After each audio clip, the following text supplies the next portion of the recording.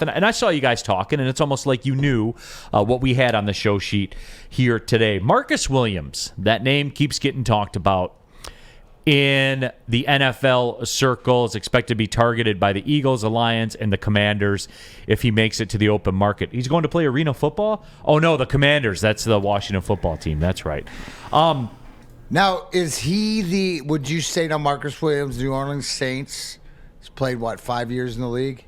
Right around there. Would he be the Kenny Golladay-ish guy of this free agent period when Kenny was up and then the Giants gave him the contract that they did? Is this sort of the same sort of situation that we're looking at, or what are we looking at? Do we first off agree Marcus Williams is a number one receiver? Well, as far as the safeties.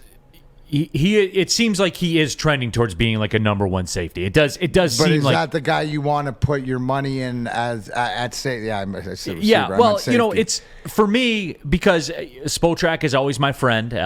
They don't do business with Woodward, but I do business with them. I endorse them. It's my go-to for all this. They have him pegged right now as a market value of a 5-year, $75 million contract. But that's a safety, right? That is a safety. Now, that's really expensive. And I compared to Golladay because I'm talking about like when you have a guy that is, and I know he's a receiver, but, you look at the money that he's going to get elsewhere, right? You look, a lot of times these guys come up and the value, like you mentioned, the Commanders or some of the other teams on here is it looks better from afar. Now, is there anything to it because he's New Orleans, and is this something with the New Orleans connection, or are we over the New Orleans, LA Rams connection between our coach and our GM? Is that beyond that, or does this have something to do with it? I mean, I think that's part of an in. I think that gets you the conversation. So hear me out. Well, D-Mac, it's a network game. Right? The money-wise, and I see everybody talking about him wanting $15 million and whatever. We did that with $21 million. You got to restructure this guy, this guy, this guy, this guy. Okay, I get it.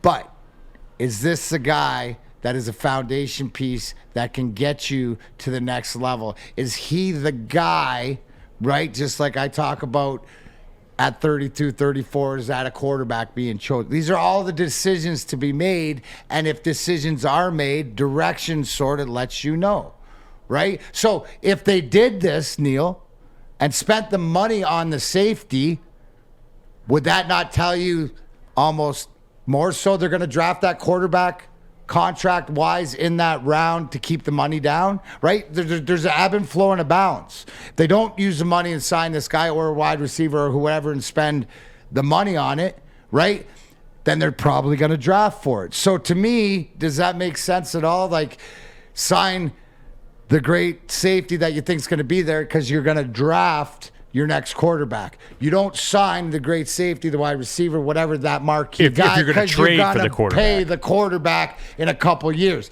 That's interesting. Long way to get there, but does this play in, and does this give you think about that? Right? Because if we're talking about, I get it. I watched everybody break it down. 21 million, renegotiate. But guys, you don't understand is where you're at right now. You're building this foundation. If he is that piece, sort of like what they thought Sewell was, what they thought moving forward, because they know him a little bit more. That's the only question to me that is deeper than this. Man, that is a great question. Every now and then, D-Mac, you come from the top rope. I'll get it there, but it's all about but you got me there, right? Because it's draft capital and it's money and it's this. So how does this make sense of the money? When you look at it like people break it down, you can't pay this guy $15 million because you only got $21 million on the books and you have to do this and that.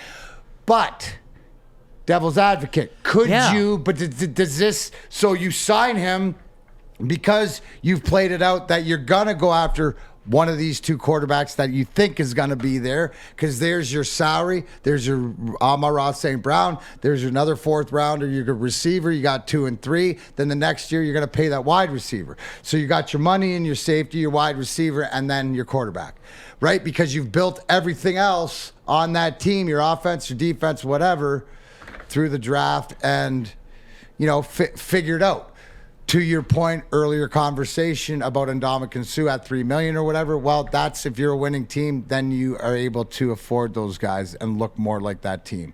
Does that make sense? No, absolutely, it makes sense. It's just like I'm doing some mental gymnastics right now with what you brought up. Because when that was brought up, and I didn't even let you know, but that's where my mind went, is like, okay, how does this fit into the big piece? Because it doesn't matter how you're spending it's what you want. And what I'm looking for is that leadership. And I would think too that would, if they were going to go down that road, that pretty much seals Trey Flowers' fate, because that's a $7 million cap saving parachute that you can pull. But were we not there already?